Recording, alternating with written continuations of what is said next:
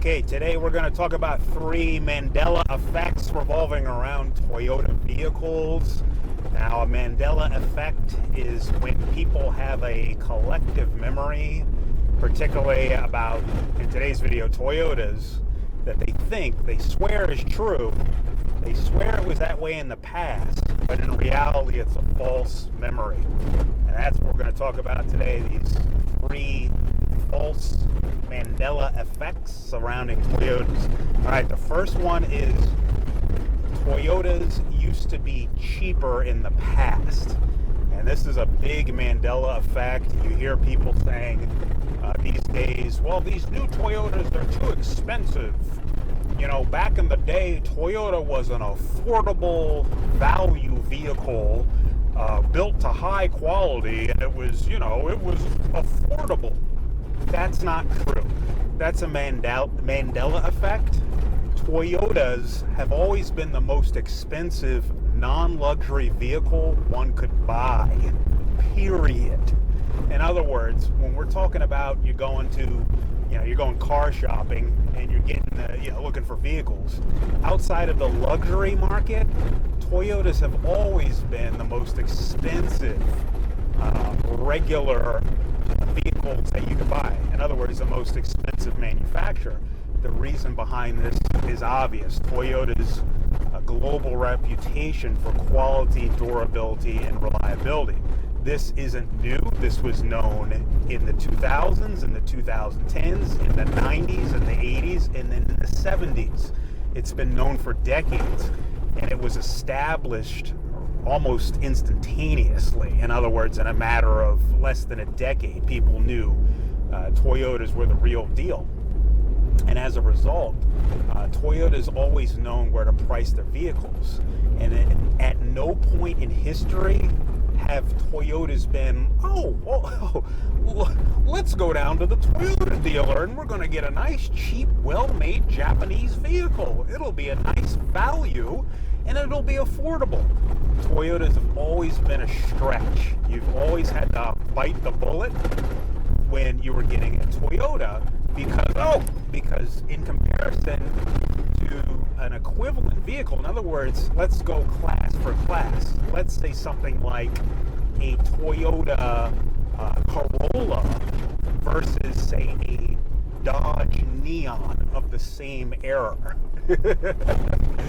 Okay? You don't see any Dodge Neons from back in the day, back in the 90s or whatever anymore.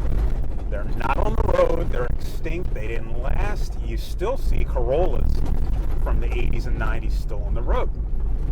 But back during that time, when you were comparing a Corolla to a Dodge Neon, the Corolla was more expensive. When we talk about a Toyota Camry, your normal normal Toyota flagship vehicle, or family sedan, I should say, compared to, say, a Ford Taurus of the time, which was their family vehicle, you don't see those Tauruses anymore.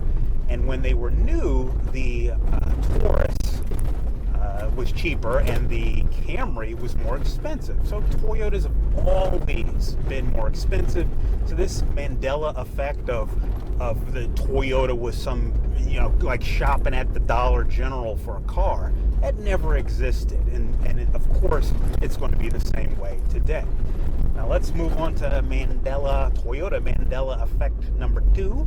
And that is, well, back in the day, Toyota's trucks used to be cheaper. And this one's kind of like a trick Mandela effect. What I'm trying to ramble is you're right.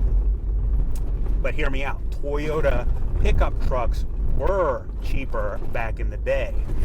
And they were cheaper when we compare, let's say, a Toyota Tacoma to the price of a Toyota Corolla in the year 2000. The Tacoma in 2000 was the cheapest car that Toyota sold on the lot. It was under 10 grand. Whereas a 2000 model Toyota Corolla was more expensive than a Tacoma. That's right. The Tacoma was more, or excuse me, the Corolla was more expensive than the Tacoma. Now the Tacoma is way more expensive than the Corolla. And there's no nice way to explain this other than Toyota realized that men were using pickup trucks as high heels for men. Overlanding Barbie, monster truck Barbie, overland adventure action playset. Toyota knows pickup truck buyers within the last 24 years stop using them for pickup truck stuff, aka work, being a contractor or hauling stuff around, and they want to just pose with them. They want to put them on lifts, put all-terrain tires on them, and go to the office with them to prove how not indebted and emasculated they are. In other words, they're feel-good mobiles now for the commoner who feels essentially oppressed and emasculated in his debt slave's 9-to-5 servitude. Now, this is not what I'm saying, so don't get offended if you somehow fall into this category. This is what Toyota knows, and frankly, all truck manufacturers know and have known for the past 25 years. Let's round it up to 25 years. Okay, so they're exploiting the truck buyer because they know they're buying them not for truck things, but for personal psychological things. In other words, again, it's a wedding dress for men. It makes them feel pretty to be in their monster truck when they're not doing any truck things. That's why you have a modern day Tacoma or Tundra costing way more than what it used to cost in comparison to a Corolla in the year 2000, 25 years ago. Now, I'm not saying that people don't use their trucks to do truck stuff or haul stuff like boats with their Tundra or trailers with their Tundra, or that they don't use their pickup truck to do contractor work. That's not what I'm saying. What I'm saying is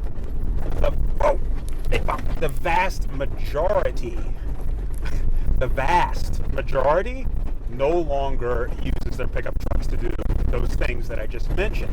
That's now the exception, using your truck for truck stuff instead of the rule.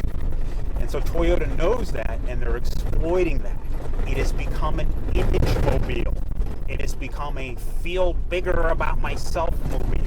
Let me put all-terrain tires on it so I look rugged. Let me put a bunch of crap all over it like I'm going on an African safari expedition deep into the jungle or some nonsense, when you're really just going to the cubicle every day and you're trapped there for 10 hours a day.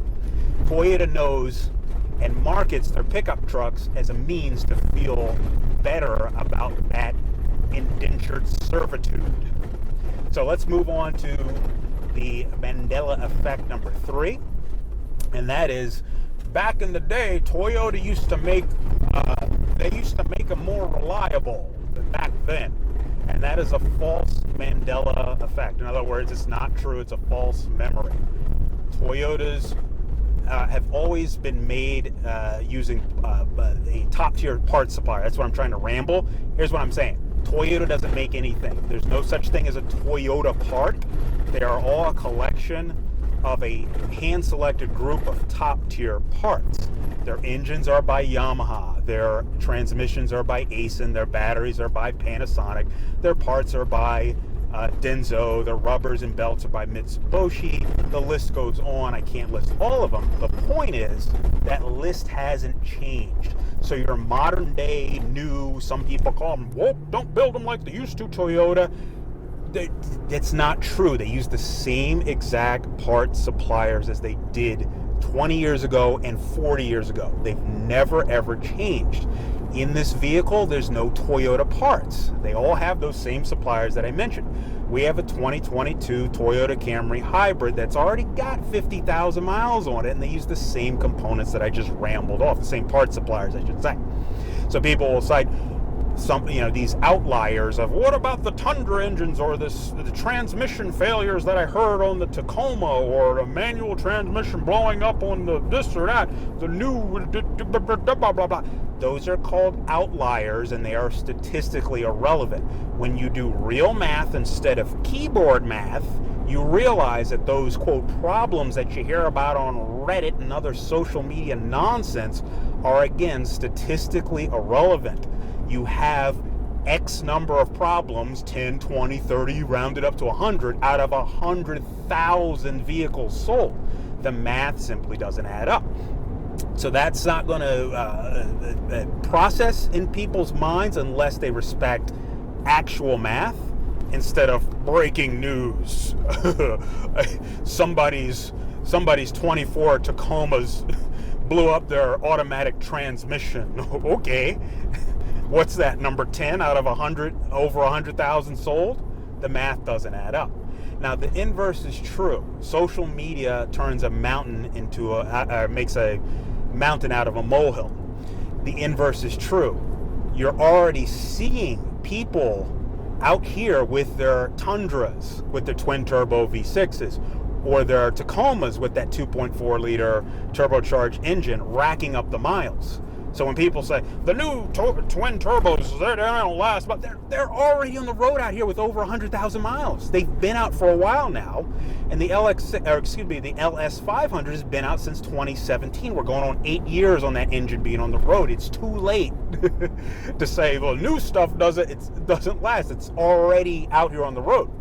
And while we don't have 100,000 miles on our new Toyota Sienna, hybrid, we have something like over 50,000, 55,000 miles on it, and there's not been a problem. And other people have more than that. They're racking up already on these new woke Toyotas hundreds of thousands of miles, or at least I'll be honest and say over 100,000 miles. I don't know if anybody's at over 200 in the hybrids.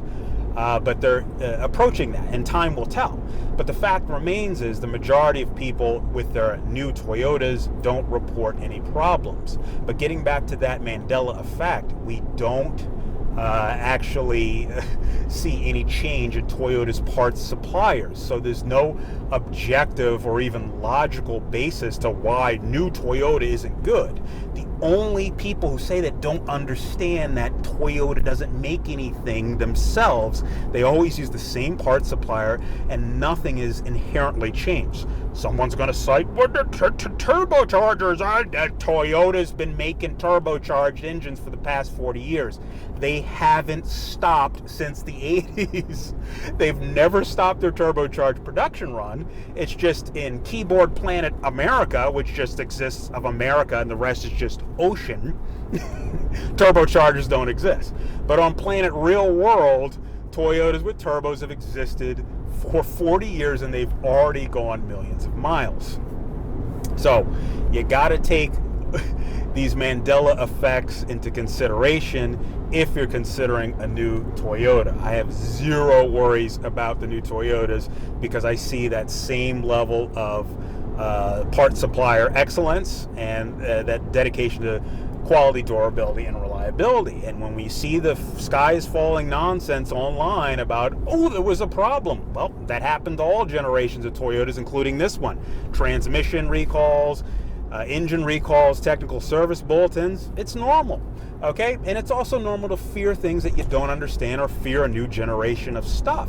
But do consider science over religion, at least when we're talking about cars here today, and actually look at the real math and the real stats and who's really supplying this stuff and what the Toyotas cost before versus now, except for those trucks, because, you gotta... There's a price on that insecurity that Toyota's exploiting in all truck manufacturers, but that's another story. Keep all this in mind when considering a new Toyota. These new Toyotas are here to stay. They're already on the road. They're all surrounding us. We see the Tundras hauling. We see the regular Toyota, the Camrys, the Corollas, the minivans. They're hauling, their families and kids and doing stuff. It's here to stay. There's no problems, and it's still a Toyota.